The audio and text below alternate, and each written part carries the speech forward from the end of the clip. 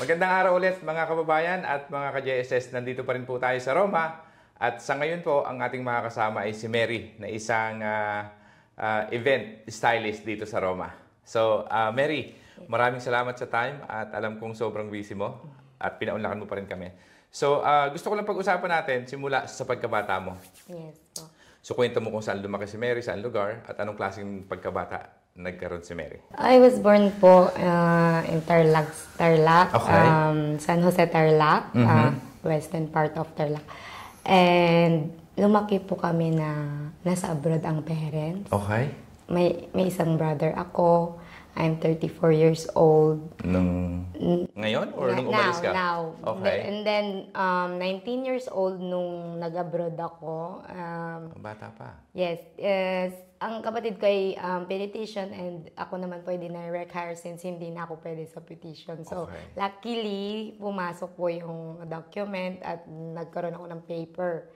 At nagsabay kaming pumunta dito ng kapatid ko. Galing. And then, ayun, nag-work ako as sa mga domestic lang po muna. So, Yes. pag-usapan muna natin yung balikan muna bago tayo mapunta nung dumating ka dito.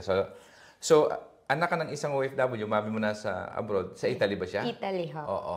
So, bilang isang anak ng isang OFW, kasi lahat ng nanonood sa ating karamihan OFWs, di ba? So, gusto ko lang mapag-usapan, bilang isang anak na lumalaki, ilang taon ka nang iniwan ng nanay mo sa Pilipinas? I was around like 8 years old and 9 years old Okay. po.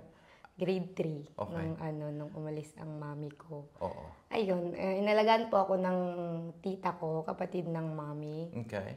Ayun, it's really hard na malayo sa magulang. Oo, tama. So, isa yun sa mga problema at kapalit ng isang pag-abroad. Pero on the other flip side, kaya naman ginagawa ng isang magulang yon para din sa mga bata, di ba? Yes. Sa mga anak nila. So, ikaw ba bilang isang anak ng isang OFW, di ba? Yes, So, lumalaki kang obviously malayo sa nanay mo.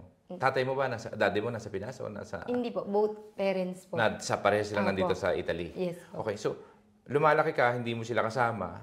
Pinangarap mo rin bang mag-abroad nung bata ka pa? Actually, no. Okay. Ayoko sa abroad. Kasi I know yung feeling na yung parang mas masaya talaga sa Pilipinas. Okay. Na,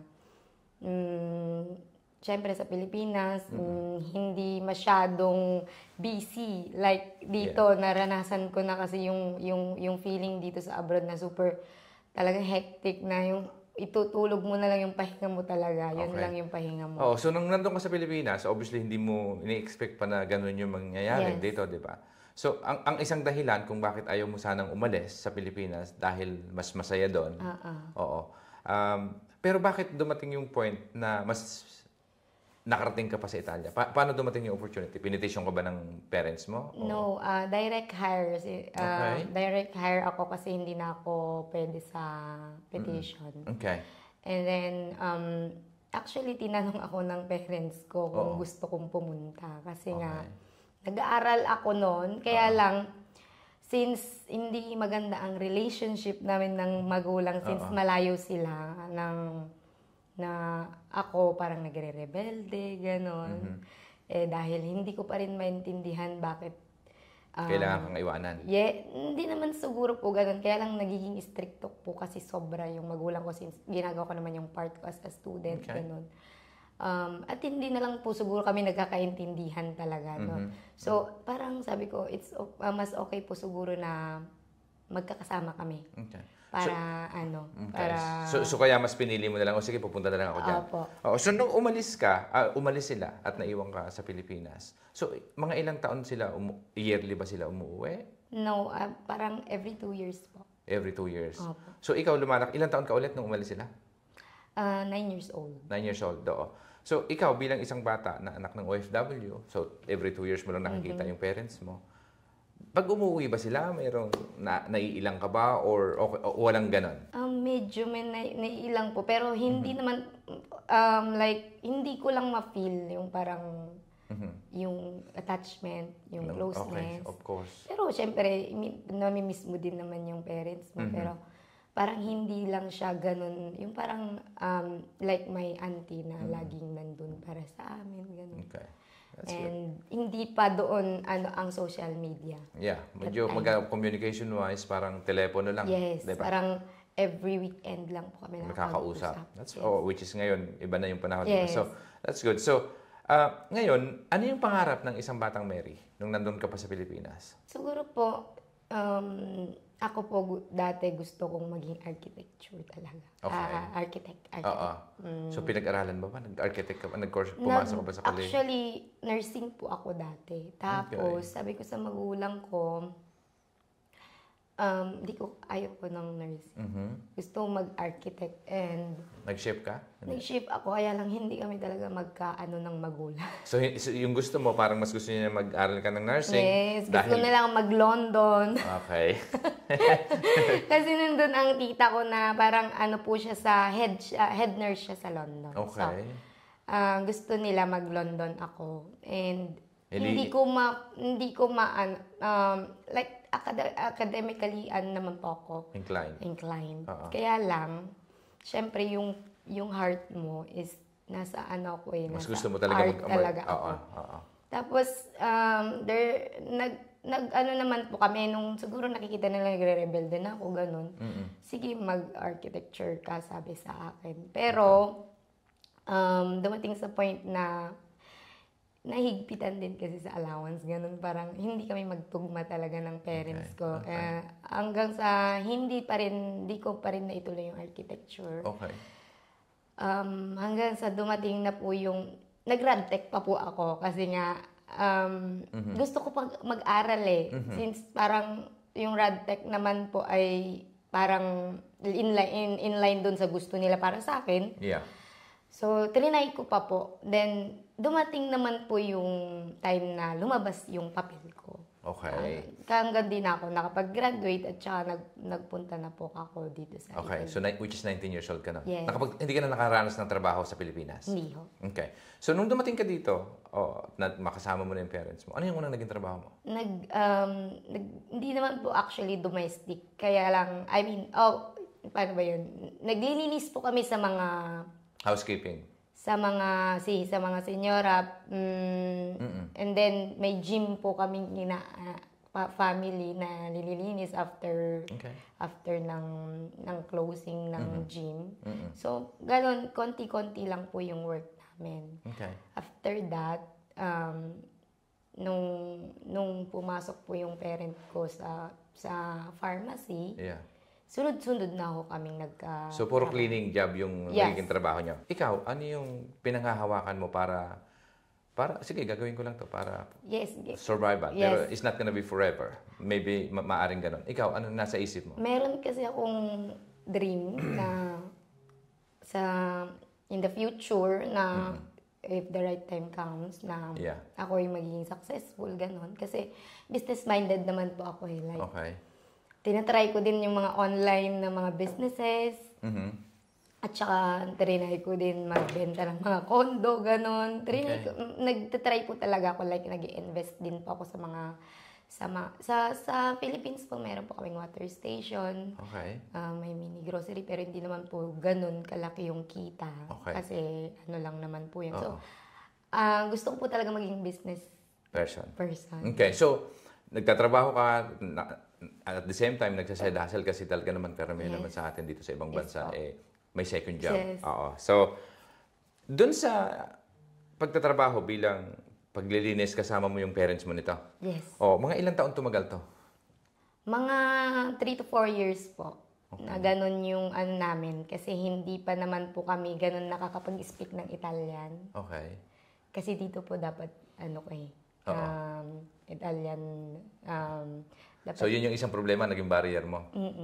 Na parang feeling mo Yes. Okay. Hanggang sa naipasok po kami nga doon sa pharmacy. Which is not... Pharmacy is maglinis kayo sa pharmacy? Maglilinis po and then mag-aayos din po ng products. Okay.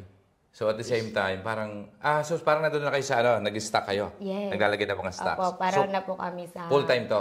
Yes, full-time po. Okay. So ilang taon ka nagtrabaho doon?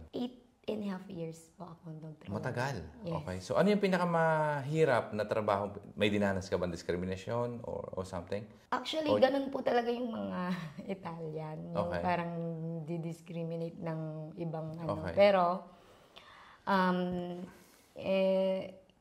mabait naman po yung aming amo kahit na Okay. hindi ka masyadong nakapag... Pero Italian may-ari nito, Yes, Italiano. yes. Okay.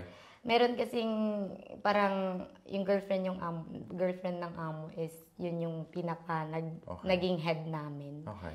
Na lagi niya akong tinuturuan like kung paano doon sa pharmacy, kung paano yung mga ano hanggang sa parang naging right hand ako na kung yung mga pharmacy nila i-send nila ako para mag-ayos like yung paano ba yun? Marketing strategy. Yeah. Parang ganun po. Okay. So, kung mayroon kang natutunan doon sa 8 years na yon, doon sa trabaho na yon, ano yung isang bagay na masasabi mong sana alam ko na yung bagay na to bago pa ako napasok sa trabaho na to? Mayroon ba? Maging dedicated ka sa work. Yeah. Yun po talaga yung I mean, nagustuhan naman po kami ng amo like sa aming Yeah. dedication sa work. Kaya lang parang para sa akin hindi ako fulfilled dun sa trabaho ko. Tama. Oo. Kaya we decided na dahil nagkaroon po kami ng babies eh. Okay. 2 babies. So, nagkaanak ka na. Obviously, may maternity leave din dito sa Yes. Italia. Na Opo. pagka may anak ka, hindi ka muna magtatrabaho yan. 3 months ba? O 4 months? 1 year po yun. 1 year, oo. So, may kahit pa paano may allowance naman, oo. So, tapos, nung nagkaanak ka na, first baby, bumalik ka ulit after sa trabaho na yun? Yes, yes. Oo. Yes. So, ano nangyari sa transition after noon? Tapos, diretso lang? Diretso lang ho. Tapos, salitan na po kami ng shift. Oo, kasi medyo mahirap na pag may bata, di ba? Yes, yun po yung... O, si husband, anong trabaho? Doon din po. Parehas dati. lang din? Opo. Okay. So, ang maganda lang, magkakasama kayo. Yes. Kaya lang, obviously, this time kasi may bata, so dapat yung isa nasa bahay para Yes, magbantay ng bata. opo. Okay. So, kailan dumating yung point na nag-uwi sa negosyo? Wala Okay. na po kaming work noon. Okay. Kasi, year 2013, nawalan po kami ng work dahil parang hindi na rin ho Yeah. kami happy doon sa trabaho. Oo. So, we decided to go back in the Philippines. 7 months po kami doon. So, anong inisip mo? Ba't kayo umuwi? For good? Sana? Sana ho, for good na po Okay. kami. So, anong nangyari? And yung sana pong, ano ba yung tawag doon? Pag wala na po kaming job, mayroon pong dumarating galing sa government dito eh. Kaya lang na-block po yung sa aming, yung parang na-hold lang naman po. Hindi naman po. Yeah. Binigay din So, after. umuwi kayo kasama mga bata. Yes. Tapos, pagdating doon, anong ginawa niyo sa Pilipinas? Nagtrabaho kayo? Nagnegosyo? Ano? Actually, nagpatayo po ako ng event hall doon. Kaya lang, hindi po tapos dahil yung nga pong inaasahan kong... Hindi dumating. Na-stop na. Na-stop po. Naano naman po siya, natayo naman po siya, kaya lang hindi siya Hindi na-finish. tapos. Opo. So, ano nangyari doon sa business na yun? Andun pa rin po siya. Eventually, natapos na ngayon? Hindi pa rin? Hindi pa po, kasi nag-start po kami ng business dito, so I So, prioritize. Okay. So, saan kayo inabot ng pandemic? Doon na o dito? Pandemic po, after pandemic na po kami nakauwi. Okay. So, Year 2023 2023. kayo umuwi. So, after pandemic, so akala nyo, may ipon na, magtatayo na ng negosyo. Sa Pilipinas, sana for good na, kasama yung mga bata. Apo. Tapos, eventually, nag-decide kayo bumalik. Bakit? Kasi hindi nga po dumarating yung money from the government and feeling ko hindi ako makapag-move doon kung wala naman pong ganun. Walang dumarating na ano. Oo. Apo. So, okay. So, anong negosyo to? Yung sa event parang venue? Venue ho Okay. siya. So, which target is- mo mga weddings? Yes, wedding, lahat po ng event. Lahat ng event? Dahil iaano ko Sa Tarlac to? Tarlac ho. Okay. San Jose Tarlac. Full package po siya, catering, everything, lahat. Tapos ikaw yung magde-decor sana? Yes. Okay. Ganun po. Event place po siya na gaya Yeah. ng... Okay. So ngayon, bumalik ka sa pagbalik mo ulit ng Italy dahil hindi na nga, so kasama mo ulit yung buong pamilya mo? Yes. Pagbalik nyo? Oo. So in terms of tirahan, saan kayo nakatira dati? May sarili na kayong bahay dito? O paano? Mag-upahan ho. Nagre-rent Kasama kayo? po namin ng parent ko. O magkakasama kayo sa isang bahay? Yes. Okay. So tapos, paano nagsimula yung ginagawa mo ngayon? Doon na tayo. Bumalik ka dito. Nagtrabaho ba ulit o nagnegosyo na? Hindi po. Wala pa po akong work nun. Siya, nag-work po siya ng Okay. mga part-time jobs. Oo. Pero ako po, kasi lumalaki yung mga bata, kailangan maghatid sundo sa school. Okay. So, ikaw yung sa bahay, sa bata, siya yung nagtatrabaho. Oo. So, kailan dumating yung point na... Nung nawalan po ako ng work at bumalik po ako dito, may friend po ako na si Ate Jessica. Okay. Crafty ma'am. Stylist din po siya. Okay. Kabaryo po ko po siya and nakita niya po yung potential ko as a stylist, florist. Kinuha niya po akong florist niya and doon po nag-freelance So, ako. freelance ka sa kanya, nag-design, tinutulungan mo siya pag may event? Yes. O, doon ka nagsimula? Opo. Okay, tapos? Hanggang sa nahasa po ako dati naman po kasi nung nagpapa-event po ako sa mga anak ko, ako na po yung gumagawa. So, nakita niya po yung potential ko doon. Okay. So, sabi niya, kung gusto mong mag-work sa akin, so, ako naman po ay walang work. So, mas gusto ko pong mag-work during weekdays. So, parang side hustle lang, kumbaga. Yes po. At saka medyo mataas naman po yung kita doon. Oo. Compare mo sa So, mga ilang taon mo ginawa ulit to? Like 2 years po. Okay. So, freelance ka 2 years. Freelance Tapos ngayon, po. kailan nagsimula yung ikaw na yung nagtayo ng sarili This mo? year lang po. So, this year. Kwenta mo sa amin yung transition. So, bakit, ano yung nagbigay ng lakas loob sa'yo? Kasi marami sa ating mga karamihan sa OFW na baka may gusto rin gayahin.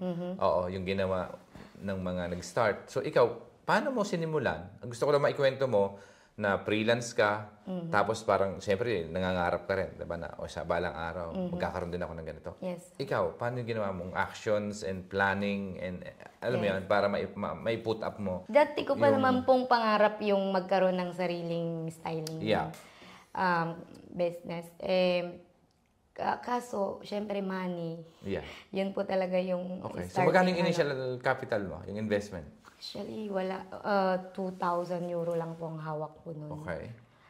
Tapos, hindi naman po kasi kailangan ng sobrang laki sa Okay. Siyempre, first event mo, isang event lang naman po yung paghahandaan mo. Gusto ko lang makita. So, nagpe-freelance ka, tapos ngayon, sabi mo sa sarili mo, paano inumpisahan? Yun yung gusto kong, gagawa ng brand, nag-branding ba muna? O Hindi po. nagkuha muna ng client? Actually, may isang client lang po na naghahanap ng event stylist. Okay. Na gusto lang niya ng medyo mura. Okay. Let's say, mura na Filipino client to? Opo. Affordable na ano. Okay. Tapos, sabi ko, okay, mag-start na po ako. Kasi parang nag-pray po ako sa Lord na kung kasi ang una pong inisip ko is paano ko po yung transportation. Okay. Kasi kailangan ng sasakyan. Sasakyan. Paano po namin, panels po kasi ang dadalhin mo sa event, like yung panel board po. Oo. So, gumawa po, nag-isip po kami ng parahan kung paano namin i-transport yung sa... So, may client ka na nun? Yes, may client So, po kami. nakasign na ng kontrata, nag-agree na kayo kung magkano ang babayaran. Yes. So, tapos, ang gusto ko lang sana naman, nagpa-freelance ka bilang full-time mom, di ba? Tapos side hustle ka lang nun. So, may naghanap, tapos tinanggap mo lang yung opportunity. Yes, so, doon nagsimula. Yes, parang sabi ko, ito na yata yung start ng kasi hindi mo naman binamarket, may dumating yes, lang. Po. Oo. Parang sign po yun sa taas na parang mag-umpisa ka. Mag-umpisa po ako. Parang kasi pinagpe-pray ko naman po yun. Kaya lang sabi ko, paano po kaya wala akong malaking sasakyan, wala akong pera. Yeah. Yun. Ayoko naman pong mangutang mangutang ako for business. Tama. Pero okay din naman po sana mangutang. Kaya lang hindi po ako ready sana. Okay. Wholeheartedly, hindi po talaga ako ready. Okay, so sa madaling salita, in-accept mo yung... In-accept ko po yung challenge. Na mag-umpisa ka lang, may kliyente na, sayang naman to. Tapos, ano nangyari pagkatapos nun? Tapos po, nagawa mo ng maayos? Nagawa ko po siya, na-deliver ko po siya ng maayos, nagustuhan ng client. Okay. Tapos, nung nag-post po kami, may mga inquiries na po kami ng mga sumunod. So, gumawa ka ba ng fan page? Ano yun? Wala po. Sa personal account mo? Facebook ko lang po talaga. Sarili mong account, yung personal account? Okay. Ano na yung sumunod? May nag-inquire po sa akin Ulit? na client. Mas malaki na ba to? Doon sa nauna o parehas lang? Same pong binyag din. Okay. Pero marami pong request yung client. Okay. So, medyo mas challenging. Kaya mo ba to? Ganyan. And then, wala po siyang problema sa budget. So, okay, sige po, sabi ko. Kasi nagpo-produce pa lang naman po ako ng gamit. Yeah, so, yun. yeah. So, ayun, hanggang sa nagustuhan din po ng next client ko yung ginawa namin, naging kumbaga sa Facebook marami na din pong inquiries na sumunod, ganon. Nagtuloy-tuloy po talaga yung Tapos, okay, so anong month this year ka nagsimula? March 2. Kasi yung season talaga ng events dito sa Europe is summer. So June, July, actually May, marami na din yan. Mas June, marami July, po August. ng May, June talaga. April, May, June. So ikaw, base sa experience mo na parang hindi naman sinasadya pero gusto mo rin gawin, ngayon pinanindigan mo na gagawin mo na as business, di ba? Ang ganda lang. Ano yung nakikita mo? Saan papunta yung pagiging stylist mo? Kakaririn mo na ba to? O anong plano? Nag-website na ba? Kasi sa business kasi, karamihan lalo sa mga creatives, 'di ba? Kasi lahat naman tayo walang skill sa pagnenegosyo yung iba, 'di ba? O kailangan ng guidance, sabi nga nung iba. Ikaw ano yung the next 5 years time nasaan tingin mo yung papunta yung pagiging stylist mo? The next 5 years po, syempre alam ko po mag-grow na po yung ano namin, yung group namin, like kasi ginagawa naman po namin yung best namin para maibigay namin yung gusto ng mga client. And yun po yung mga feedback po namin is maganda. So, I'm trying to invest more sa aming mga gamit kasi yun naman po yung key sa isang event stylist. Tapos po, syempre, sa marketing strategies po. So ngayon may Facebook, may website na ba? May Facebook page na? Gagawa pa lang po ng Facebook page. Okay, so, which is nag-compile po kami ng mga videos, tsaka pictures para makapaggawa kami ng Facebook page. Kasi ayoko naman pong mag-start nang wala akong I mean, portfolio. Business. So in terms dito sa Italia, pag ganyan mga creative, o just to so, kailangan mo ba mag-register as a business owner? May business account, bank business account na? So, paano wala pa po akong business. Wala pa naman. Magre-register pa lang po ako kasi hindi ko pa naman po alam kung magki-click before. So, so parang try muna ng self. So, dito kasi sa Italia, pag nag-put up ka ng business, in order to legalize everything, so in other words, magkakaroon ka na ng bank account, na business account, that you have to register the company, di ba? So, ikaw, balak mo this year na yun gagawin para next year sa next season, prepared ka na. Okay, so, challenges dito sa pagiging stylist. Ilang events nagawa mo this year? Around more than 20 na po. Ano yung sa tingin mo na masasabi mong nahirapan ka? Meron na ba? Wala pa? Nahihirapan lang po in terms of like nagsabay-sabay po dahil yung isa weekend, parehas. Nag-postpone po kasi yung isa. So, napunta sa last 2 weeks ago po yun. Yun po yung time na kinontak ako ni Mama. Okay, so may event ka supposedly, tapos nag-postpone dahil for whatever reason, imumove. Nagkasakit ako. Opo. Ikaw ang hindi po, yung client. So, imumove nila yung date? O, yes, so, kasi nila yung date doon sa 3 ang event ko. So, yun yung challenges yun po yung challenge namin kasi kailangan din po namin mag-adjust sa client dahil sila sa church, yung pag-schedule sa church and everything. Paano mo na-overcome? Paano mo natawid? Nakayanan naman po with the help of my parents na tumulong sa akin Galing. At saka nagdasal din po talaga ako na matapos ko nang maayos yung mga event dahil hindi na po kami natulog. Yun po yung So in other words, sa 3 event, nagawa mo ng isang araw? 2 days po. 2 days yung event. Pero 3 event yun? 4 na event? Yes po. Galing. Grabe. Yes. So, tuloy-tuloy yun? Tuloy-tuloy po. So, yun yung demand din. Ang problema lang kasi sa wedding industry or sa event industry itself, seasonal. Pagkatapos ng summer, babalik sa medyo, paghahandaan yung booking for next year. Yung iba naman, di ba, kunyari, mayroon ka ng book sa February, may mga mag-visit ka sa site visits para planuhin yung mga bagay na kailangan mong gawin pa. Ikaw, anong plano mo in the next para sa next season natin ng events? Siguro more publicity kasi the more kasi kung hindi mo naman siya i-work like sa social to market, media. even to get more clients. Kasi hindi sila magiging aware na ikaw gumagawa ka ng or ng event. So, kailangan talaga ng publicity, which is napaka-ano sa akin nun.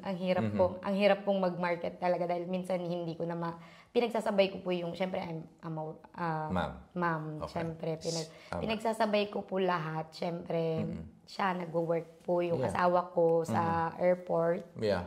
So, medyo challenging po yung pero tinatry ko pa din pong i-insert pag may time, tapos yung mga inquiries ng mga client. Siyempre, marami po kaming, kumbaga... So, ikaw ba, nag-hire ka na ngayon ng iba para at least turuan mo paano gagawin o maging party ng team mo? Kasi, ang sinasabi ng iba, so the only way kapag ganyan na, kasi good problems yun eh. Kapag nagkasunod-sunod, nagkasabay-sabay kliyente, that's problem, pero it's a good problem. Diba? Na parang, sabi ko nga, nagtayo ka restaurant, tapos walang kumakain, bad problems yun. Yes. Nagtayo ka ng restaurant, ang haba ng pila, that's a good problem. Diba? In your case, parang ang dami nagkakasabay-sabay minsan. Iniisip mo na ba na magdagdag ng tao siguro dahil kailangan din naman yon? Opo. May mga tinatawag po akong friends. Mga na may freelance din, magpa-freelance sa'yo? Actually, wala pa po silang masyadong experience, pero tinatry ko pong silang i-train. Okay.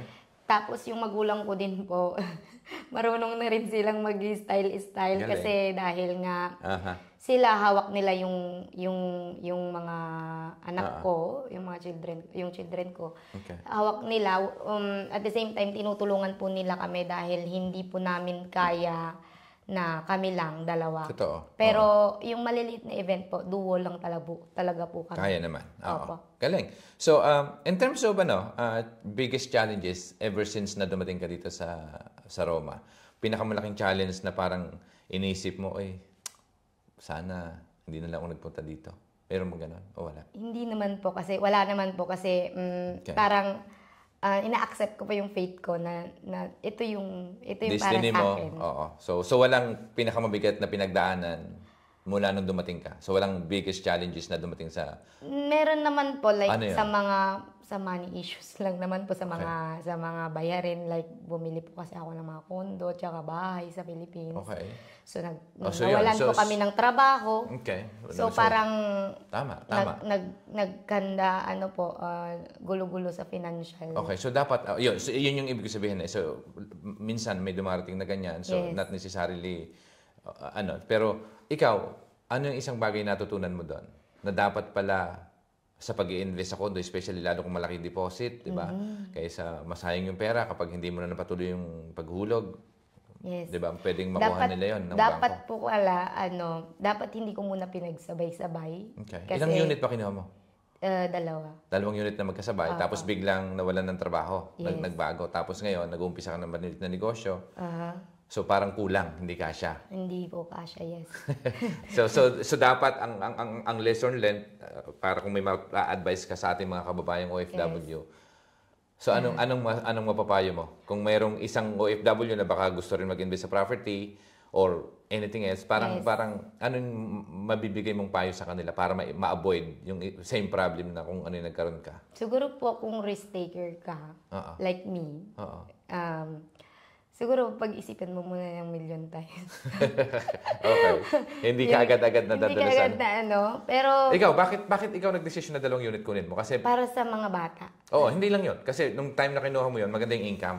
Maganda trabaho mo. Yes, and then may mga business ideas po ako. Like, gusto ko siyang gawing Airbnb. Okay. So, ano nangyari ngayon? So, ilang taon mo na hinulugan? Hindi ko pa po kasi siya nakuha. Hindi pa na-turn over sa'yo? Okay. This year, next year po. Okay. So, yun talaga yung plano na passive income. Hopefully, kaya lang po, before siya ma-turn over, nagkaroon po kami ng challenges. Like, hindi ako nag-work dahil nga sa mga bata. So, hindi nahuhulugan? Nahuhulugan naman po, pero talagang ako is naghahanap talaga ako ng mga ways para magkapera, Okay. So, ayoko naman pong humingi sa parents and everything dahil may may sarili naman po silang expenses. So sa'yo ba, since nandiyan na yung negosyo, kahit paano na umpisahan mo na, ang mahalaga nag-umpisa ka na, yun nga, kung may papayo ka sa ating mga kababayan na pagod na OFW rin, kasi parang ikaw napapagod din, di ba? Yes. Parang minsan nga, sabi mo, hindi ko nga alam kung saan kukunin yung Ano pa yung pwede mong ma-advise? Ikaw na matapang lang nagsimula para sana, hopefully, in the next 2 years, mas maganda na yung kinikita ng Yes. sarili mong trabaho at sarili mong negosyo. Ikaw, kung may nakakanood ngayon ng video na to, na kababayan natin, ano yung gusto mong mensahe sa kanila? Sa akin, ang message ko lang po sa mga nanonood is, kung meron ka namang idea, business idea, simulan mo para malaman mo kung magiging successful ka or syempre hindi naman po natin masabi. Wala naman kasi siguro Yes. doon eh. Ang importante lang kasi masimulan. Para sa akin so sa business kasi, sa negosyo, mas magandang gawin mo yung bagay na alam mong gawin. Yes. Marami naman eh. Kung magaling ka maggupit, pwedeng maging negosyo paggugupit. Kung magaling kang gumawa ng cake, pwede ka Yes. magnegosyo ng paggagawa ng cake. Parang ikaw sa creatives, magaling ka mag-stylish, pwede rin hindi muna magre-resign, pero at the same time, umpisahan. Hindi madali, pero umpisahan para hopefully, matuloy. Yes. Diba? Kasi kung hindi, kung wala ka rin lang gagawin, ikaw nga nag-business plan ka ba?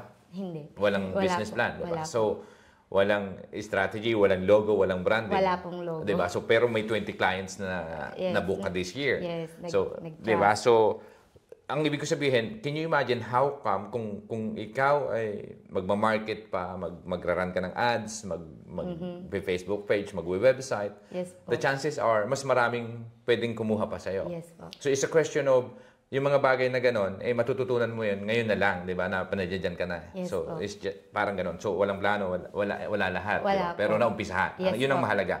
So, okay. So, sa lahat ng pinagdaanan mo, ano yung pinakamalaking natutunan mo bilang isang OFW? Ang pinaka natutunan ko po is to believe in yourself. Okay. Sa ability mo. At saka you always trust sa Panginoon kasi walang Imposible sa kanya. walang imposible pag nagpray ka, yung desire ng puso mo. Desire ng puso mo is kung yun ay para sa iyo, ibibigay niya. Tsaka trabahuhin din. Hindi lang Yes. puro dasal, tapos wala ka namang Yes. ginagawa. Diba? So magdasal ka, tapos at the same time, may gawin kang action. Yes po. Diba? Kung makakausap mo yung batang version ni Mary, ano yung gusto mong sabihin sa kanya? Gusto kong sabihin na naiiyak ako. Okay lang yan.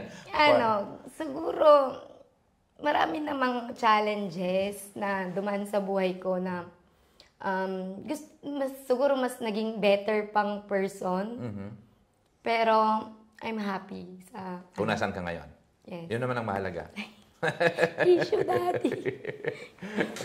Wala din akong tissue dito. So that's good. So, ang galing nun. Ang galing nun sinabi mo. Yung current at saka yung future. Anong gusto mo sabihin sa kanya? So, masaya ka kamo kung saan ka nandoon ngayon, which is good. Diba? Dapat naman talaga grateful tayo kung ano yung meron tayo. But then on the other hand, saan papunta si Mary, diba? So, ano yung gusto mong sabihin sa kanya? Ang gusto kong sabihin sa sarili ko is do your best in everything that you do. Okay. And for sure, kung saan yung goal mo, makakarating ako sa goal ko with the help of my husband and my family. At saka yung andyan yung guidance ni Lord. Galing. Okay. But parang emotional ka? Masyado. Kasi happy po ako dun sa naging outcome ng namin. Yung pinaghihirapan mo, Yes. nakikita mo na mas lumiliwanag na, di ba? Yes. Okay. Which is good. Napakaganda nun. So, gusto mong pasalamatan. Kung mayroon kang pasasalamatan, bukod sa husband mo, dito sa kung nasa saan ka ngayon, sino yung gusto mong pasalamatan? Gusto pong magpasalamat sa mga nag-alaga sa akin, like si tita ko, si tito ko, and my parents, of course. At saka sa lahat ng mga sumusuporta sa akin, mga kaibigan na sinasabing, kaya ko yan, magaling ka, ganyan. And sa mga nakatrabaho ko din po na nagturo sa akin ng mga techniques, at saka si Sir Gideon Hermosa din po na binigyan kami ng opportunity na mag-work sa kanya, at binigyan niya po kami ng opportunity na makapag-masterclass po sa kanya sa Lithuania nung kami nagtrabaho. At saka sa lahat po ng supplier na nagbibigay sa amin ng mga client. Okay. Like Galing. si Kuya Romanila Job, lahat po ng supplier. Napakaganda dahil si Gideon ay isang tanyag, hindi lang sa Pilipinas, at recognized worldwide. Yes, pa. Na-meet ko siya personally sa Switzerland 4 years ago. Napakaganda kung saan siya nakapunta ngayon at kung saan nakarating. Ikaw, ano pangarap ni Mary? Gusto mo bang ma-recognize ka rin o mag-dominate ka sa buong Europe? Of course naman. Lahat naman po siguro ng stylist gustong maging gaya ni Sir Gideon. Okay. So, siguro itatry ko po talaga yung, gagawin ko po yung best ko na para maging best, magawa ko yung best ko para sa lahat ng every occasion na gagawin ko. At hindi naman po, ibig sabihin maliit is hindi mo na gagawin yung best mo. Correct. Maliit o malaki, gagawin ko po yung best ko para matuwa po yung client at saka ma-remember po nila yung gawa namin. Ng Gemlux Decor. Galing. At maging memorable po sa kanila yung every occasion na lahat na gagawin po namin. Galing. So ikaw, nakikita ko sa'yo, parang willing ka magtuto. Sabi mo nga, nag-masterclass ka. Yes, which is para sa akin, napaka-importanting bagay na naiput up mo ng business. Yung pag-aaral kasi dapat endless yan eh. Hindi yan natatapos eh. Laging may bago. Diba? So, ikaw, para sa'yo, habang ginagawa mo to at nilalagay mo yung puso mo sa trabaho, 'di ba? Ano pa yung ibang bagay na sa tingin mo makakatulong sa'yo para mas makarating ka doon kung saan mo gusto pumunta? Siguro po mag-expand po ako like sa mga hindi ko po kasi kayang mag-isa yung Okay, so ibig sabihin mag-hire ka na ng tao eventually. Parang sige yun, 'di ba? Parang siya ang daming yung tao sa Pilipinas especially. Kasi po yun po talaga yung key sa isang styling company. Like, hindi naman po hindi mo magagawa mag-isa. Yung kamay ko para... Totoo. Okay, good. Which is good. Para sa akin, ang galing na ng achievement mo. Wala kang branding, hindi ka nag-marketing. The fact na mayroon 20 clients na nagawa this year, so I'm sure next year it will be different, it's even more. Ngayon, 3 payo sa mga kababayan nating OFW. Nandun na tayo sa last portion ng part ng questionnaire. Kung mayroon kang 3 advice na mabibigay, na baka sakali na pares siya yung sitwasyon, na nasa stylist din, pero wala naman sa Roma, or maaaring nasa Roma din, o maaaring nasa other side of, anywhere in the world, na nangangarap din, na magkaroon ng na parang ikaw, na umpisahan mo, actually, hindi naman plano, talagang gusto mo lang gawin. Anong advice mabibigay mo? Siguro, lakasan lang ng loob. Okay. Kung gaya ng sabi ko nung una, kung para sa'yo talaga. Okay. And siguro maging dedicated sa kung ano man yung gusto nilang gawin. ginagawa mo, at saka laging kumapit ka lang sa Lord, and lahat magiging okay. Pagkakataon mo to, no? So sa mga kapanood, maaaring nasa ibang parte ng Europa, 'di ba? Saan mahahanap yung company nyo and everything? So this is your time. Kung may WhatsApp, sabihin mo. So that's your camera, yung nandito sa may banda dito. So, Gemlux Decor po, makakontak nyo po kami sa aking Facebook profile, Marilyn Abella Tolentino, and my husband's profile, Jeremy Tolentino. For the next days po, siguro upcoming na po yung page namin, Gemlux Decor. Galing. So, WhatsApp number maybe? 389-0415-758. Italian number po. Okay. Pwede po mag-thank you. Okay. Oo. So, kung may gusto kong pasalamatan mo. This is your chance. Thank you for inviting me here, Global Success. This is a great opportunity for our business. At least mapublic kami at makita naman yung aming business na sinimulan. And sa mga may kumare, Bernadette, for my makeup, Bernadette Maranan, and sa lahat po, kay Ma'am Heidi po na nag-contact sa amin. Maraming salamat, ma'am. Salamat din po sa pagpapaunlak at salamat sa panahon. Thank you po. Okay. So, ayan mga kababayan, isa na naman pong inspiring story ang nasaksihan. At maraming salamat po sa panonood at sa oras na pinagkaloob nyo sa amin. So, kung kayo po ay na-inspire at may natutunan sa isang panibagong episode na ito, ay pakishare na lang po yung video at mag-subscribe sa aming channel. Maraming salamat po at hanggang sa muli.